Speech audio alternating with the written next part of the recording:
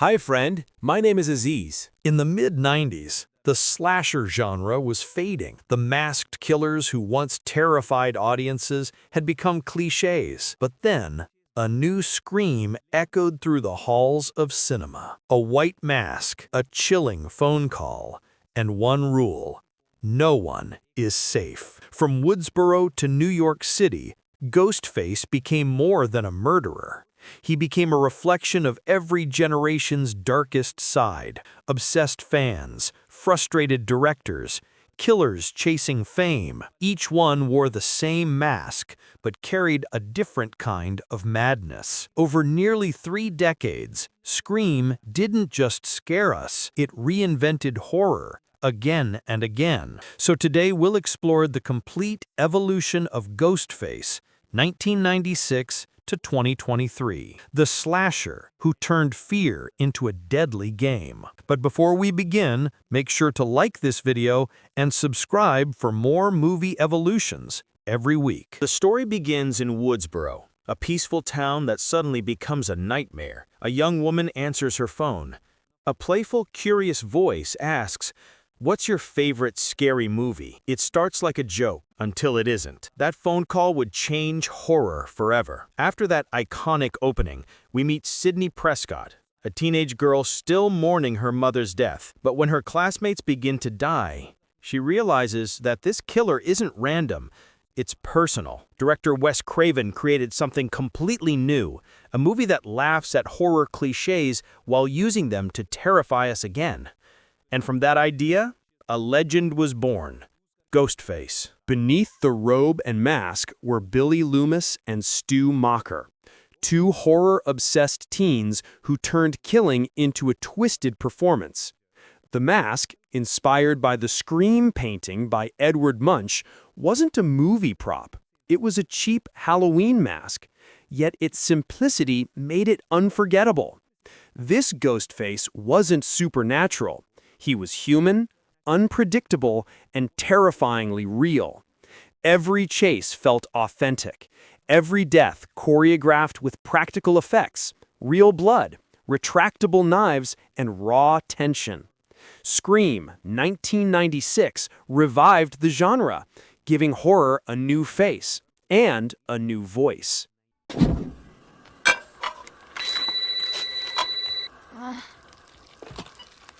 Hello? Why don't you want to talk to me? Who is this? You tell me your name, I'll tell you mine. I don't think so. What's that noise? Popcorn. You making popcorn? Uh-huh. I only eat popcorn at the movies. Well, I'm getting ready to watch a video. Really? What? Oh, just some scary movie. You like scary movies? Uh-huh. What's your favorite scary movie? I don't know. You have to have a favorite. What comes to mind? Halloween. You know, the one with the guy in the white mask who walks around and stalks babysitters? A year later, Sydney is in college, trying to move on. But Hollywood has already turned her trauma into a movie, Stab. At a packed premiere, surrounded by fans in Ghostface masks, the real killer strikes again. Life imitates art, and art imitates death. The sequel explores how society feeds on tragedy. Sydney becomes a celebrity survivor, famous yet haunted. Meanwhile, her friends, classmates, and even reporters start falling one by one.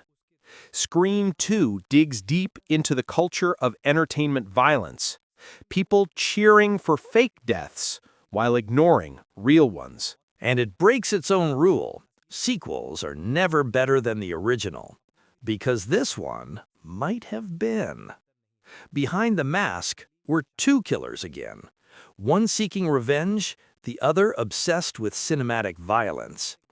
Ironically, the movie's real-life script was leaked during production, forcing rewrites and surprises that made the final version even more meta. With a higher budget and more ambitious kills, Ghostface evolved from a local nightmare into a symbol of the horror phenomenon itself.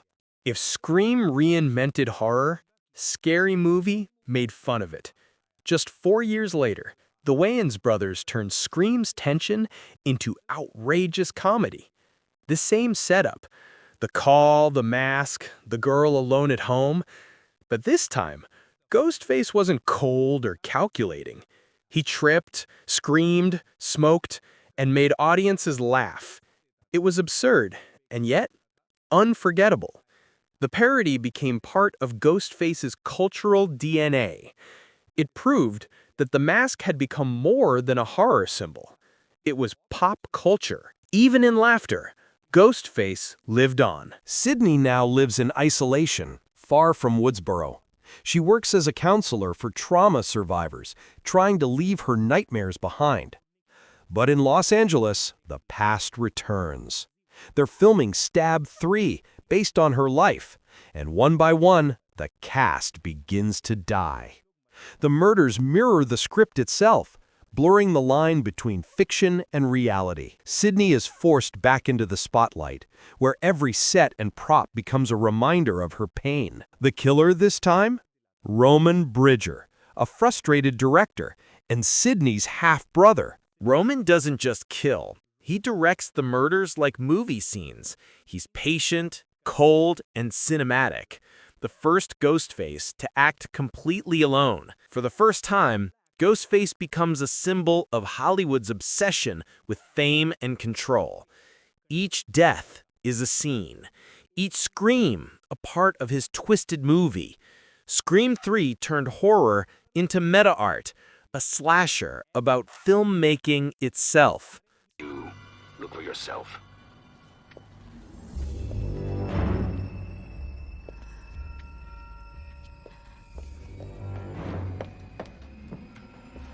Now that we're all here, the party can begin. Sid. Where is he? I don't know. He's right there!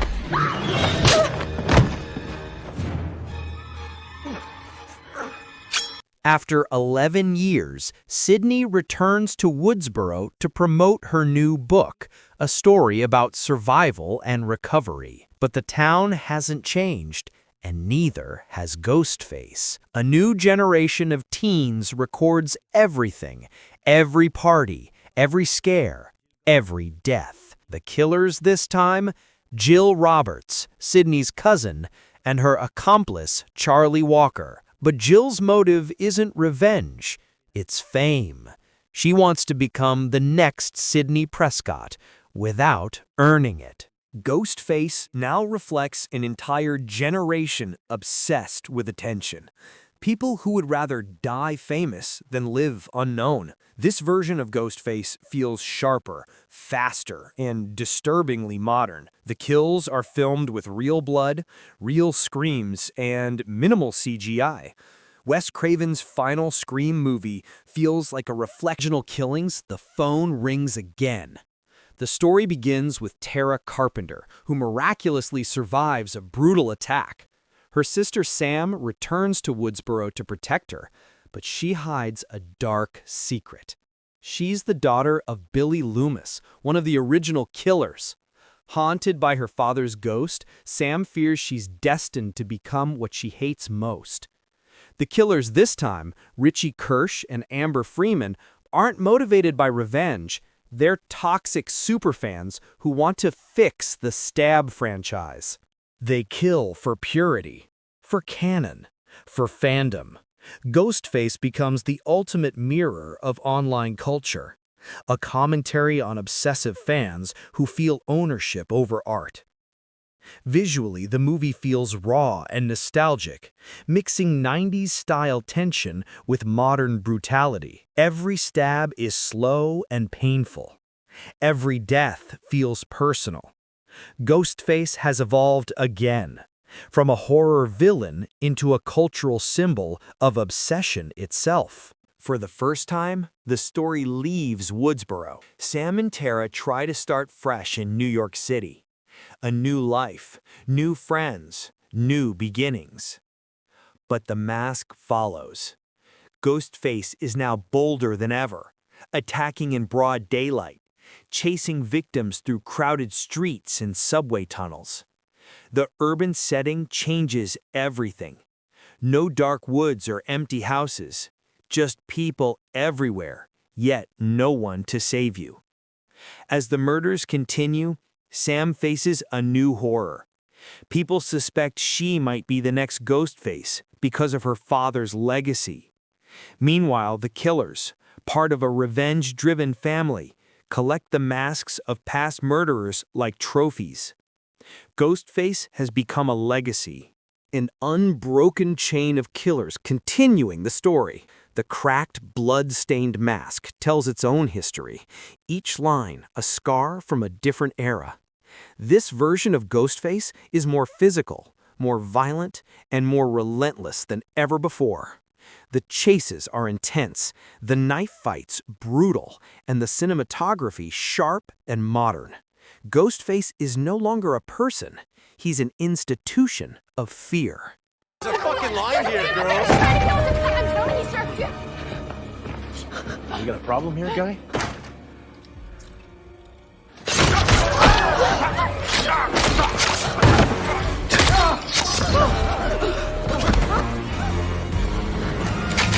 Hey!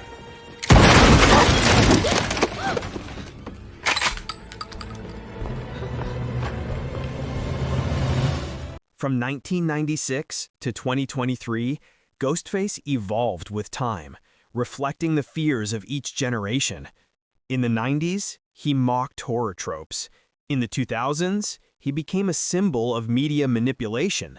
And in the 2020s, he represents online obsession and the price of fame. Ghostface isn't one person. He's an idea, a mask anyone can wear. He's the voice that asks, "What's your favorite scary movie?" And as long as horror films exist, Ghostface will always call back. If you enjoyed this video, leave a like, subscribe, and tell me in the comments which version of Ghostface terrified you the most.